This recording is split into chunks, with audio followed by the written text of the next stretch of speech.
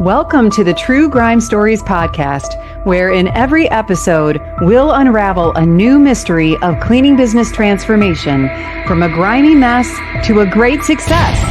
Join me, your host, Jeannie Henderson, as together we dig up cleaning business secrets that you've been dying to know. Welcome, everyone. We are back with another exciting episode of True Grime Stories. You're going to love meeting our guests today. I'm excited to welcome Rhydon and Amy Mays, some friends of mine who have been in the cleaning industry since 2002. Their business, Amy's Green Cleaning, is in Sawtee, Nacoochee, Georgia. I had to have them explain to me how to say that, but they have built a great business in a rural community, which a lot of people, say, hey, it's really hard to build a business in a rural community, but wait till you hear what Amy and Rhydon have accomplished. They started out as a small home-based company, and now they serve nearly 300 recurring clients, and they employ 25 staff members. So they have really grown a great business. Their guiding principle is the most important client is the one we are servicing right now. And they have spent a lot of time working on their business, their cleaning methods, and their team's work ethic. So Amy and Rhydon are grateful for their success, and they're going to share a lot about that with us today. So welcome, my friends, Amy and Rhydon. Thank you so much for having us. Yeah, excited to have you here. So Amy and Rhydon and I met, what year was that? It was 2000. It was right before 2000, right at the end of COVID. Yeah, right. Yeah. So it's been like 2.5 years maybe, right? Yes. And we have a mutual friend who introduced us. So they're in Georgia, I'm in Michigan, and one of their friends who lives here in Michigan introduced us. And right away, I could tell that they had success in their veins. They were going to build a great business. They already had a great business at that point, but they also had some challenges. So that's what we want to talk about now. We call it in our True Grime Stories podcast, we call it your grime scene. So when I met you, what did your business look like? And what were some of the challenges that you were dealing with? Either of you just jump in. All right. You want to go? Sure. So, that's a great question, Jeannie, and it's a little open-ended because we know that in business, every day when your feet hit the floor, there's a list of problems you're going to have to solve that day. But probably the biggest thing for me, from my perspective, for our business, was definitely that we didn't have any growth. After about 7 years, we had this plateau that we just couldn't leap over. And I knew we had to create more business, but I just didn't know how. And the only marketing we had was word of mouth. And that didn't cut it for us, which is why we plateaued off. And so for me, that was probably one of the biggest challenges was getting our business to a place where we could grow and continue to service our community in a good way like that.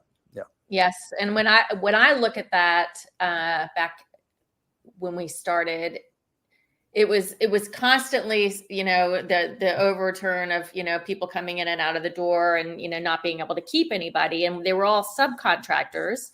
And it just got to the point where we were employing so many people that we couldn't really get away with that anymore.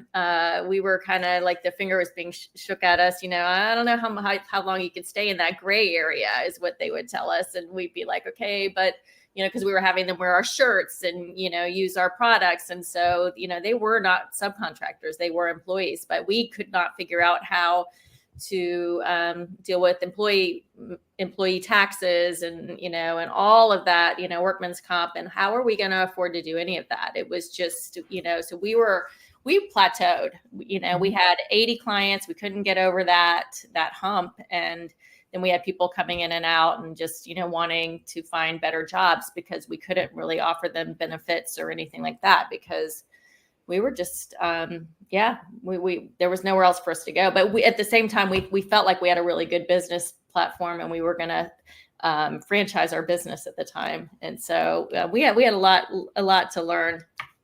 Yeah. And that's when we met, I remember talking about that. And it's really hard when you get stuck at this one point and you can't figure out how to go forward. And if you stay there, you're actually going backward. That's right. The value of the dollar goes down every day. So if you're going to stay at this one level, your business is shrinking at that point. And I understand that frustration. And we hear that a lot from people who get stuck. What was your life like as you're trying to run this business? Oh boy.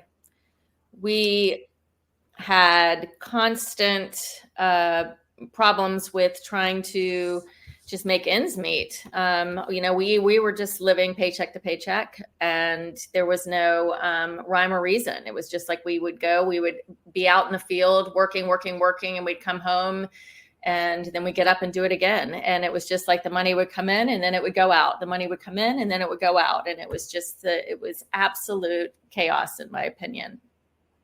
But that's what we knew. That is what we knew. Mm-hmm. That's all we knew. Yeah. And I agree. We were both working very hard out in the field, trying to raise a young family. We had soccer and school and all those things that we have. And it really put a lot of pressure on us. We were just unhappy, Jeannie. And, we felt the solution was to get more business too. We felt like just more. We just need more clients and then we'll make more money. But that wasn't the case at all. Right. Yeah. Yeah. And that's not why we got into business to start with. That's right. Right. The business is supposed to help us have a better life. And what we end up finding is that we're the worst boss we could ever have. Right. Right. Right. We work for almost nothing. We work all hours. We're slave drivers to ourselves as entrepreneurs. And, and then you realize that something had to change. So, and we just had that chance meeting. Mm-hmm. Right. And I shared with you about cleaning business fundamentals. And I remember you thought about it for a little while. What was going through your mind? Well, like I said, go ahead. Yeah. Yeah. I was just saying, let me intercede here because I was the skeptic. Amy kept showing me this cleaning business profits Facebook page, and she kept reading over it and showing it to me. And I said, that's just really a lot of money, honey. I just don't know how we're going to afford to do that. And I really was a skeptic about it. And boy, was I wrong. And so I think that in hindsight, we probably would have moved on it much quicker had I known the benefits that were going to be created from this coaching platform. And so, yeah, it was a challenge for me, and I always felt like we had to throw money at the problem to make it better. And so that's where my skepticism came in. I thought, we just can't keep throwing money at these things. And, but boy, did I get educated, So yeah, that was the biggest thing for me was just seeing, being able to cut that check and see the results. And boy, was I wrong. So I'll admit that every day to my wife. Well, it was great to, watch you both though jump in with both feet and, start learning and making changes to your business.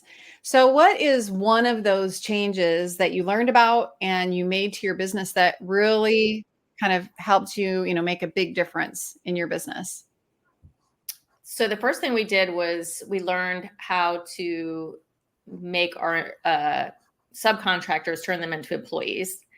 So that was the first thing that had to happen. And so once I found out that that you were offering solutions to all of my problems, I was it was both feet in. Okay, so that was the first thing we tackled. And then a lot of people, if I can stop you there, that's terrifying for many cleaning business owners who I talk with. Yep, I agree. Yeah, and I think it was probably scary for you as well. Like. Absolutely. How do we go from here to here? And so if you can talk just a little bit about that subcontractor thing, because I do think there are a lot of people in the industry who think that's what you're supposed to do. You're supposed to have subcontractors. But when you get to be a business of a certain size, then the IRS rule really does start to apply. Yes. Well, yeah. And I can tell you, so here in this state, in Georgia, it wasn't necessarily the IRS as much as it was the state, specifically the workers' compensation board, right? So we started getting letters from the workers' compensation board, wanting to know if, who all was paid as an employee, and so that gray area got black real quick. And so with y'all's advice from CBF and the advice of my CPA, that was the first thing we implemented. And we got the workers' compensation policy. And Jeannie, I kid you not, it wasn't probably 3 months after we had everybody as employee, and we've had our workers' compensation. We actually had to file a claim. We had a girl run off a road that was in her vehicle. She had cochlear implants, and we were very concerned that that there could have been damage done to that. And thank goodness that we had to make that change, because if not, we would probably be sitting here right now. That would have been enough. Goodness. Yeah. Wow.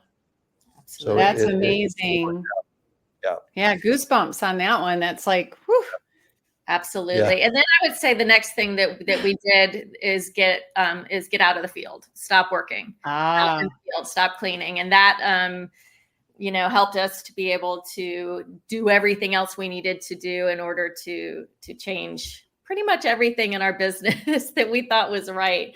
But, so why were you still in the field? What was the number one reason you were still in the field after all that time? Because there was constant call outs, people not showing up, people, there were the culture, maybe, what, I hired people. When I used to hire people, I used to say, you don't want to do this your whole life. Come on in and, just stay, let this be like a job that, because nobody wants to clean for their whole life.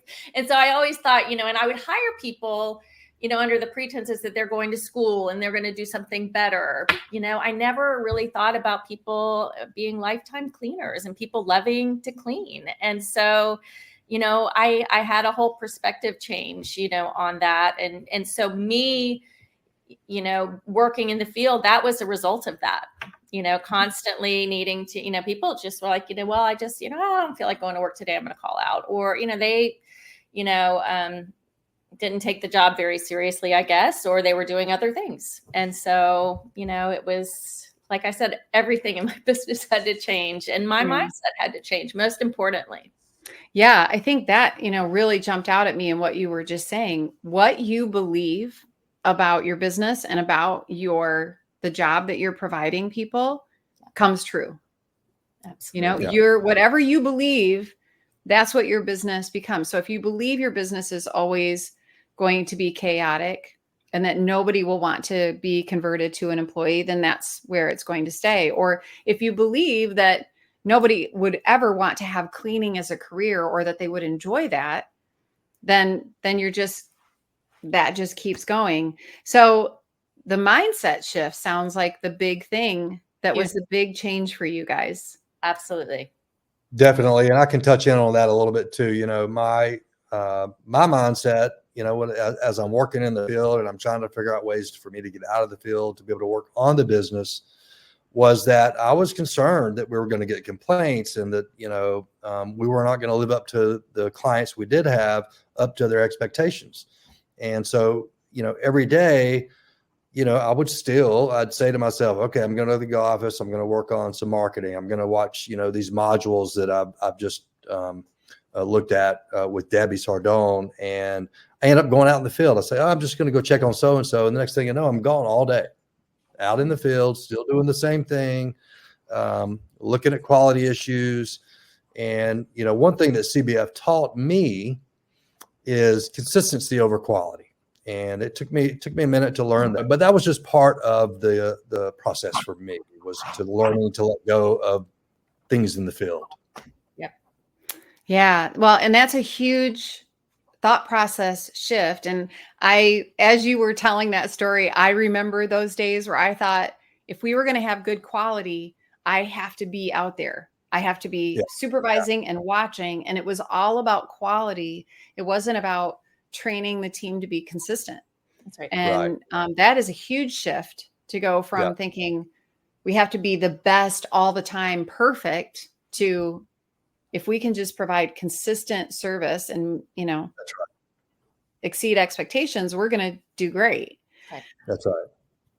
So that mindset shift, what are some of the other areas where like you realize that like you were kind of standing in the way of your growth? Yeah. So, I guess another thing for me, as far as me getting in my own way, was really taking the time to not, the implementation of CBF was never a problem for my wife and I. We probably grew too fast. We really You clung did on to implement very, very quickly. I was on that journey with you guys. I remember. Yeah. And so learning how to stabilize was very important. And so that's what we've done really over probably the last 18 months. But even during that process, I'm thinking, man, this is great. We're doing really good. But what happens is, and you'll hear a lot of the coaches in CBF talk about this, when you have rapid growth like that, you also have rapid expenses. And the next thing you know, when you do hit a lull or a peak, as Debbie talks about, you're in trouble. And so learning how to stabilize, learning how to grow at that proper rate has been a big challenge, but also something that we've learned to embrace as a company. And it's been very important in the process. So. Yes, absolutely. Absolutely. I mean, and that growth, that rapid growth, I mean, our foundation was not really strong. And so what we found is that, everything that we learned by doing cleaning business fundamentals, it works really, really well. And so, but you've got to, slow and steady wins the race. So, but like I said, I'm one of those doers.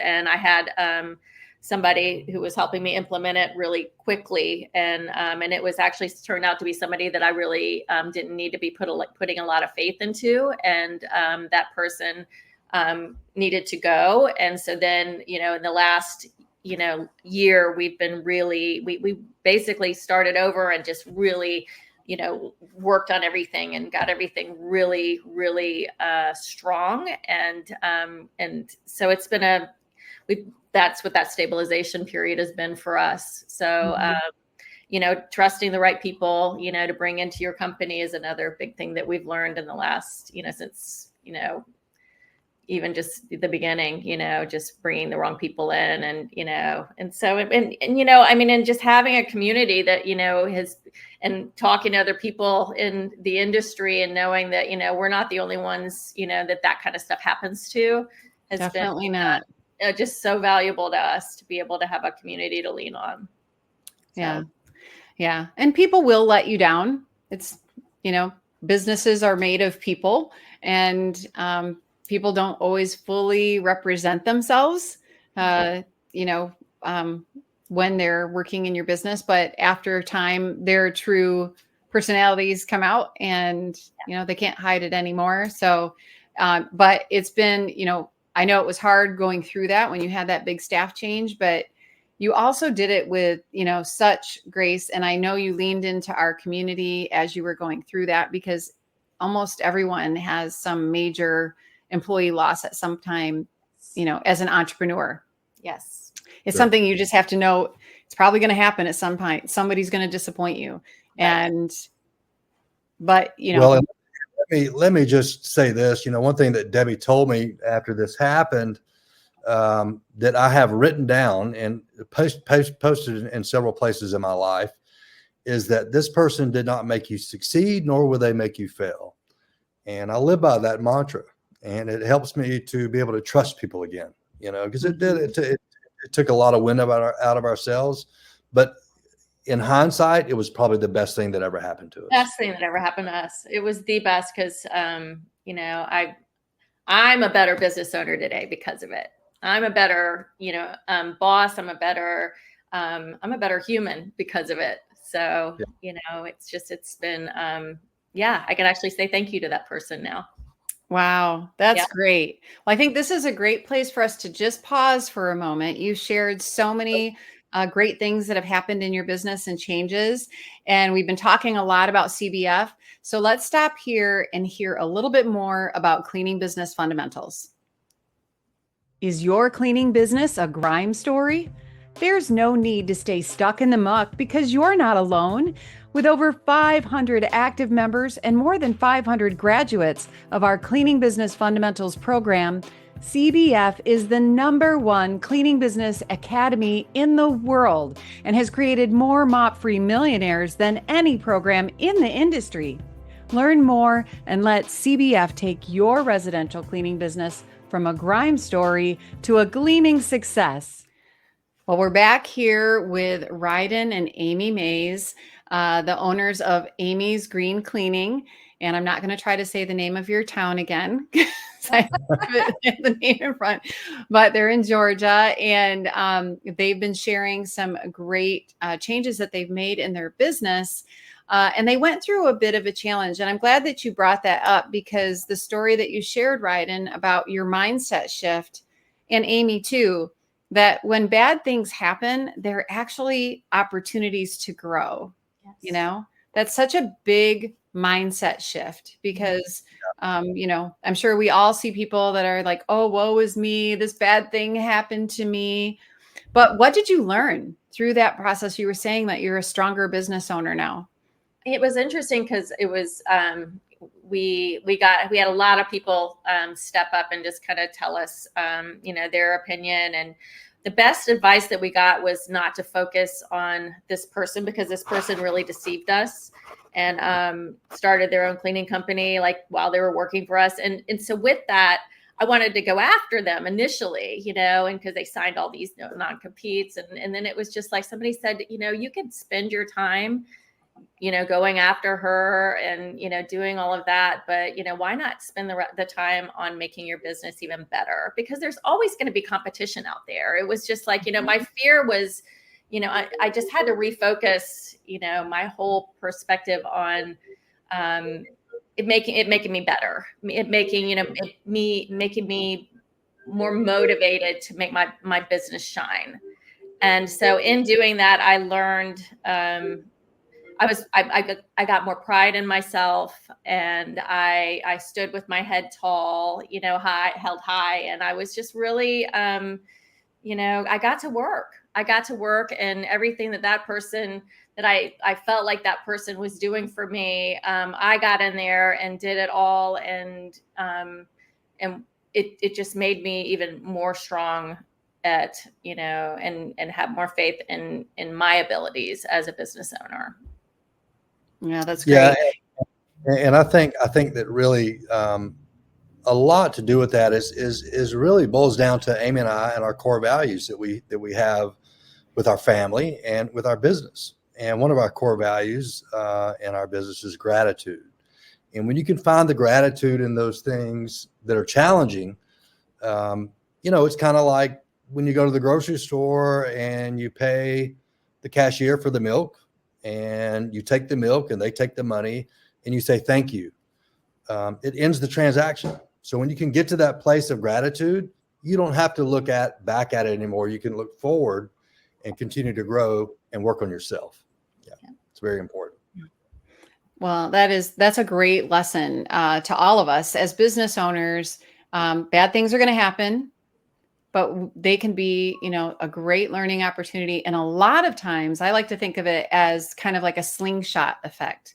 Like it's like something that had to happen and your business is being pulled back a little bit, but then that slingshot lets go.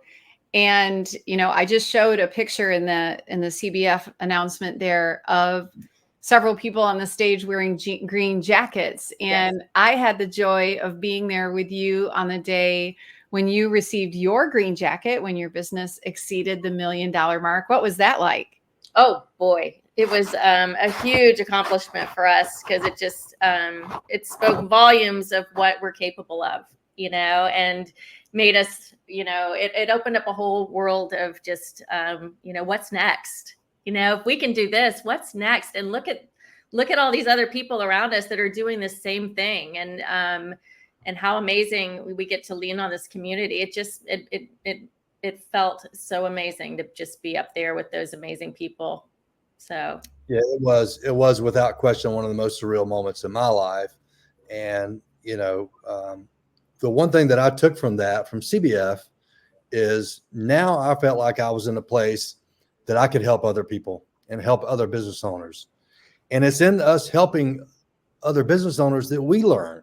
Right. It's always a back and forth. And I could see that, with everybody that was wearing the green jackets, with everybody that was out on the floor that was working towards their green jackets, and realized then at that point in that moment that it wasn't so much about how CBF was going to help me, but how I was going to help other members of CBF. Yeah. And so you have gone through the CBF program. How long have you been in? Like 2.5 years? Yes. We've been Yeah. we've been in 2.5 years, and we've been in pros now. We're going to come in our second year of pros. We kind of leaped through fundamentals and through momentum. And Right. Because of when you joined, you didn't have like a full year in momentum, but you went through momentum. Mm-hmm.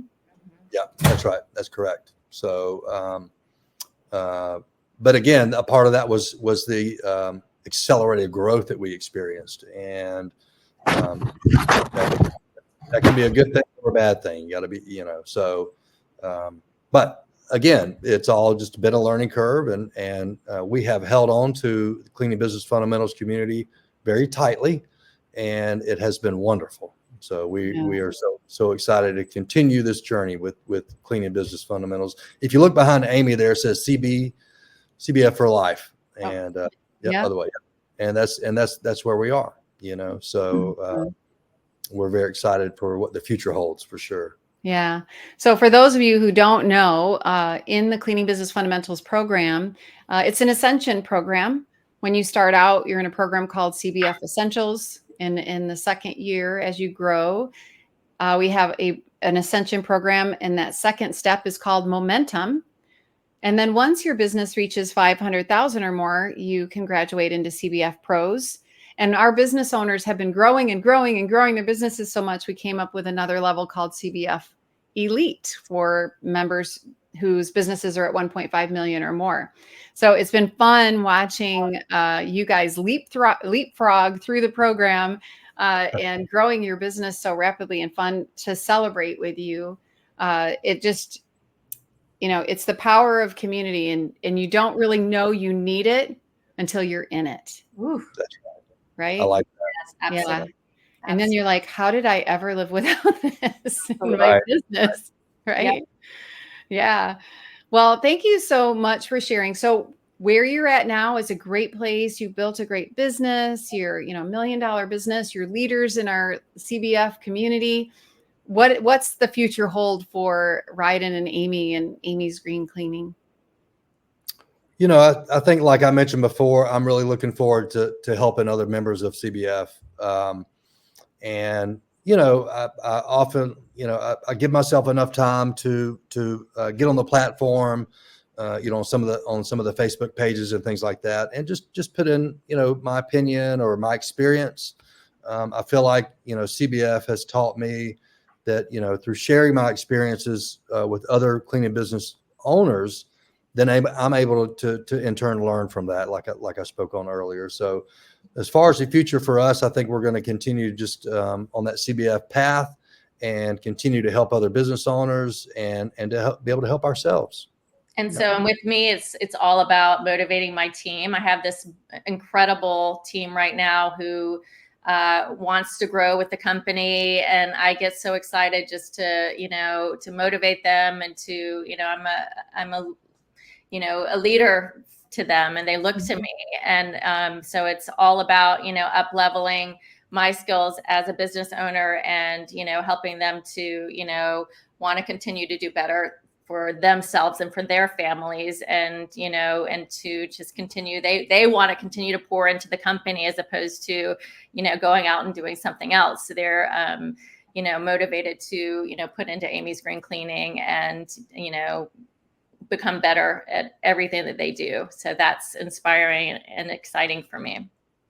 Yeah, well, and you really pour into your team. I have seen Amy and Rhydon like throw great celebrations with their team, and you even like went whitewater rafting, I think, with your team one time, right? So, how wonderful is that to be able to pour into your team? And how has your life changed personally, like when it comes to free time and financially? Whew. Everything's changed. Well, yeah, I would say free time has definitely expanded. But, to be honest, Jeannie, every morning when my feet hit the floor, I'm just so excited to work, to work on my business and not in it, to see our employees excel. And, just last week, we had 2 of our employees went out and bought brand new cars, Oh, Yes. Isn't that fun? Yes. Incredible.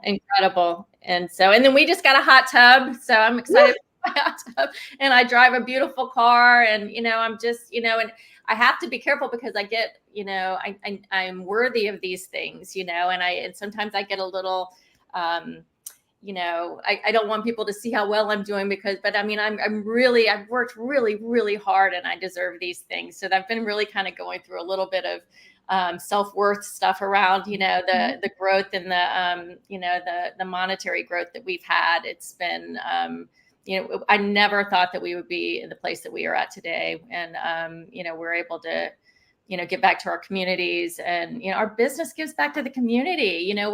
We clean, cancer patients' homes for free. I mean, it's just, and then I'm a part of Chamber of Commerce's, and, and I have, Amy's Green Cleaning is out there, sponsoring, different events and things like that. It's just, I never thought that my business would be able to be something like that I would have time to do stuff like that outreach. So it's incredible.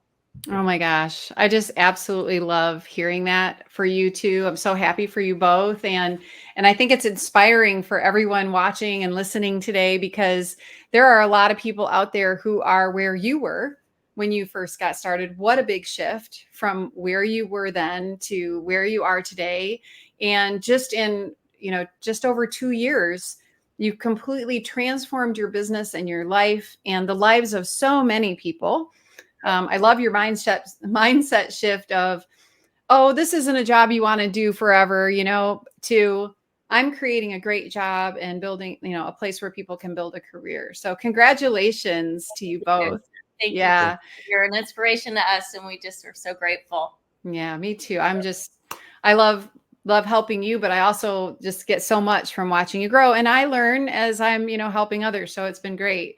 Well, thank you for being part of our True Grime Story podcast. Love hearing where you've come from your grime scene to now being a great success. So thank you both for being here today. Thank you, Jeannie. Thank you. You're welcome. And if you're watching or listening to this today and you want to learn more about how Rhydon and Amy achieved their success in cleaning business fundamentals, I would love to talk with you.